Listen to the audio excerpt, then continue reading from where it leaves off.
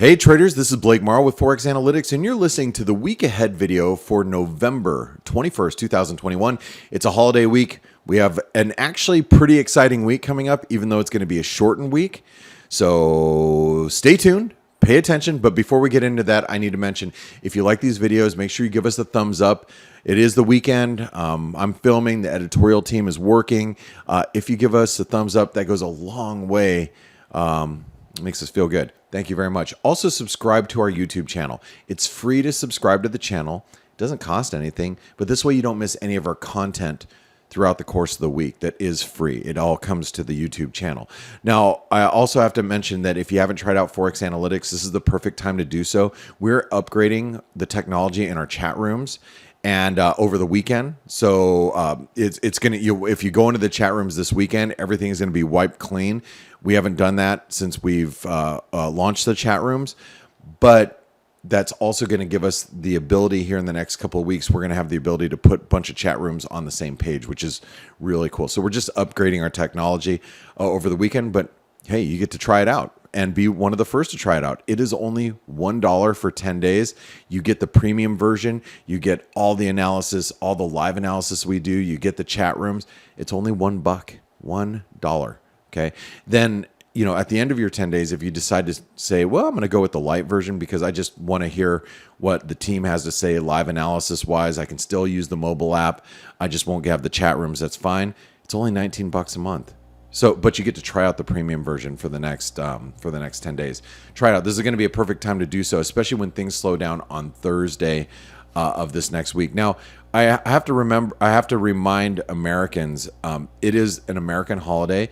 Things will be slower because, you know, when the U.S. takes the time off, you know, after Wednesday evening, things tend to slow down.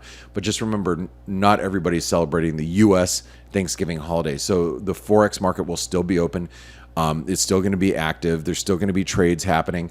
Just make sure that you monitor your positions or manage your positions in a low volatility environment. When there's lower volatility, less liquidity in the market, it takes less to move the market. So you could be in a position, you might see it move kind of quickly on like Thursday or Friday, and that could just be some order flow pushing through the market.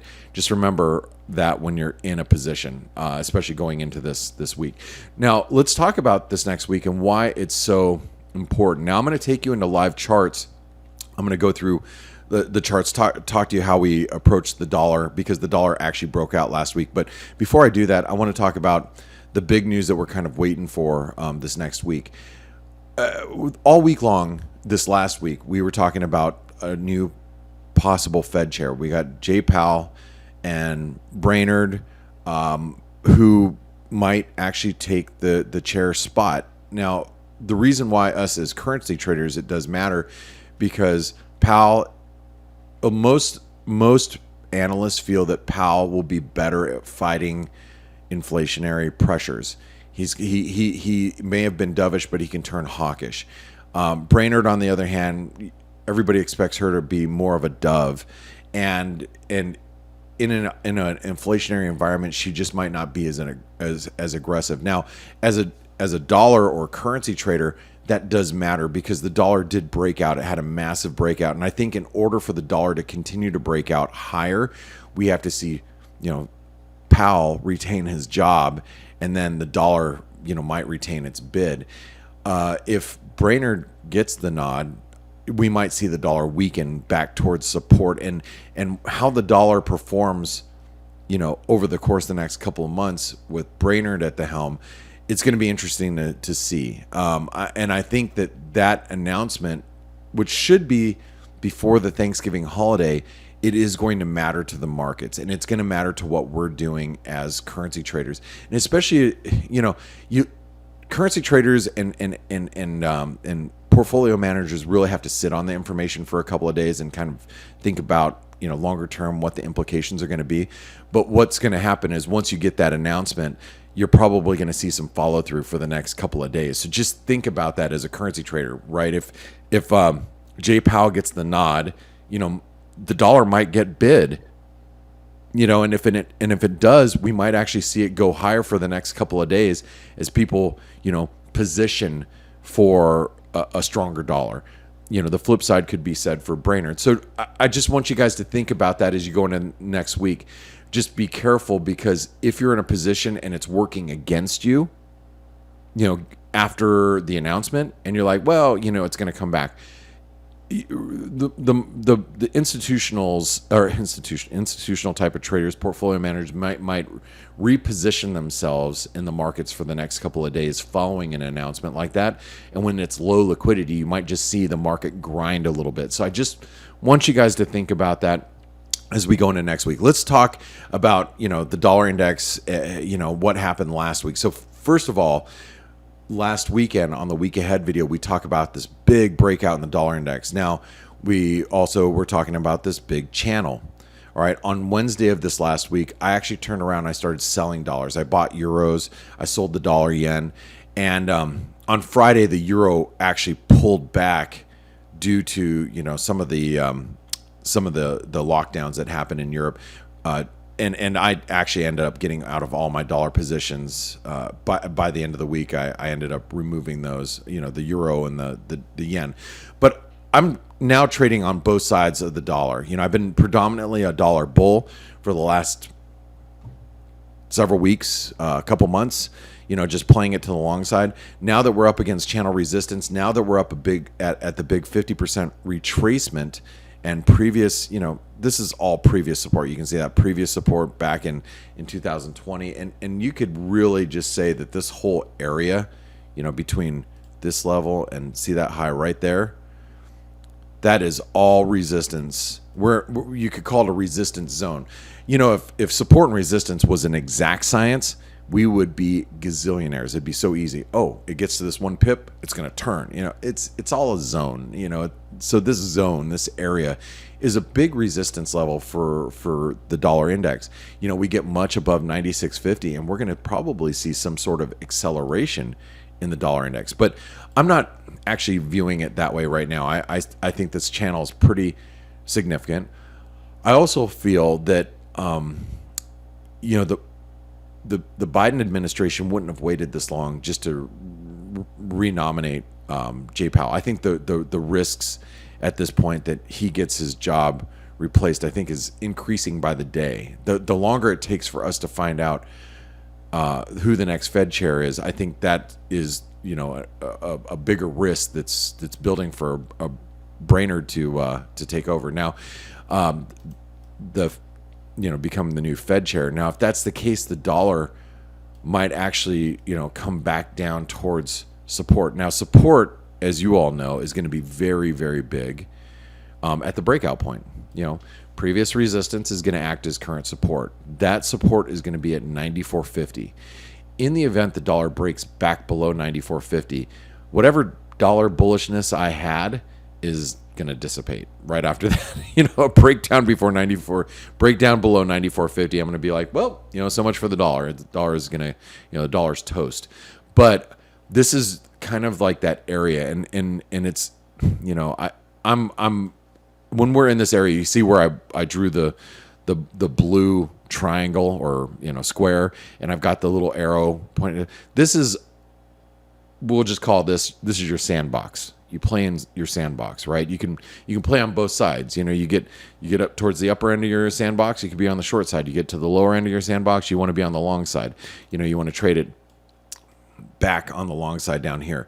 This is the area which I think we're going to be in going into the next, at least in the next week, I think.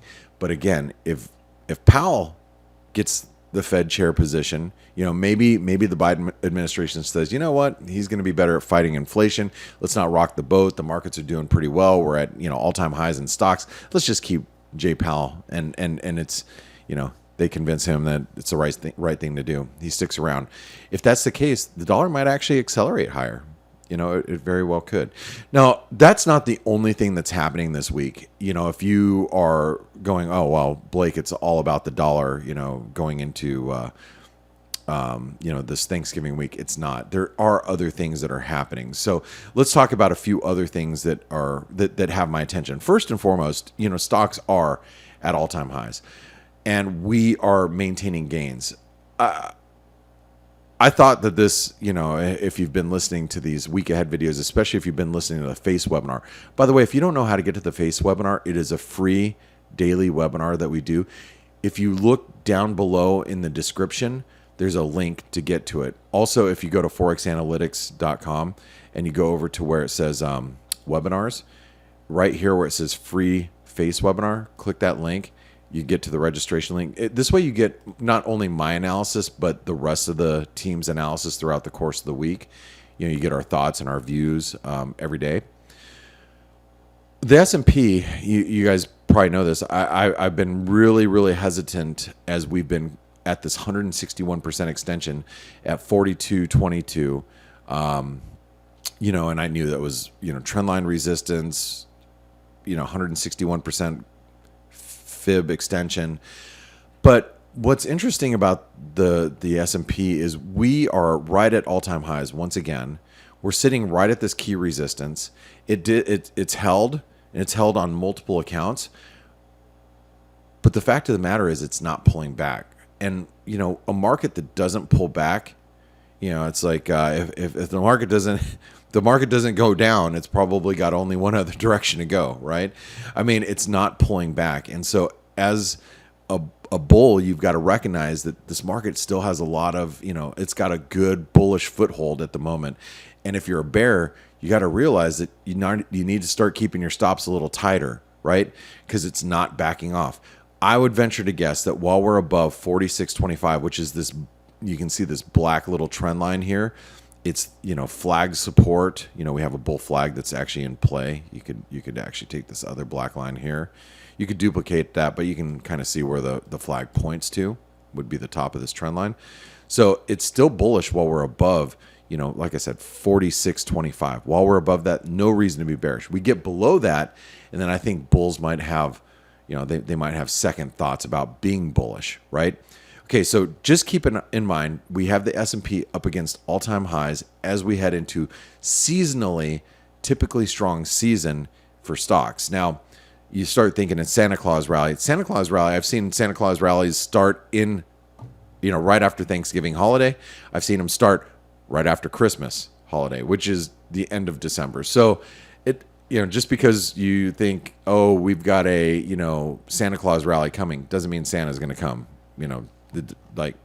try to get that out of your mind. But let's just not ignore the fact that stocks are still very bullish. We're getting a read on U.S. GDP, which I think is going to be an important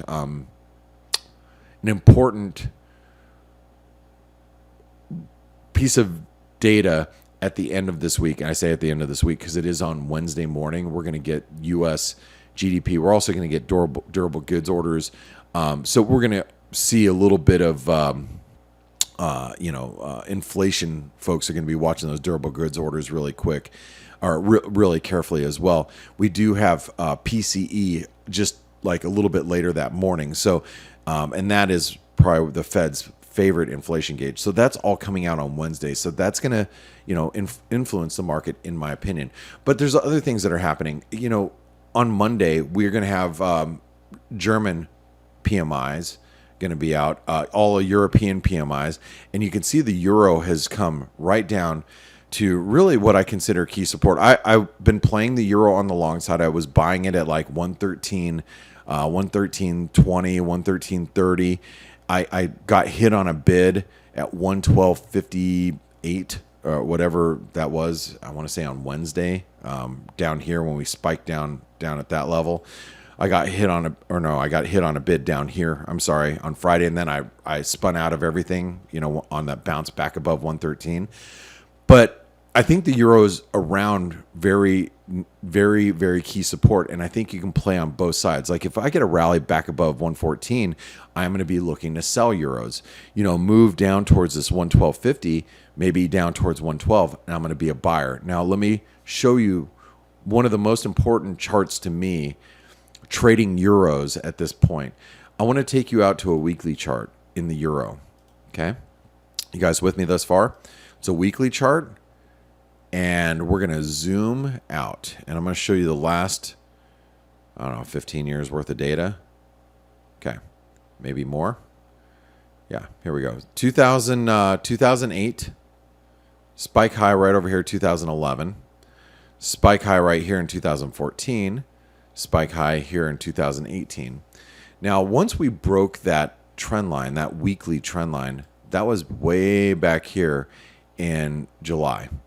We broke it and we came back and retested it and we rallied. Now, we've obviously pulled back, and you can see on a weekly basis, anywhere down here towards, let's just call it 112, 111.50. I have told you guys literally for months.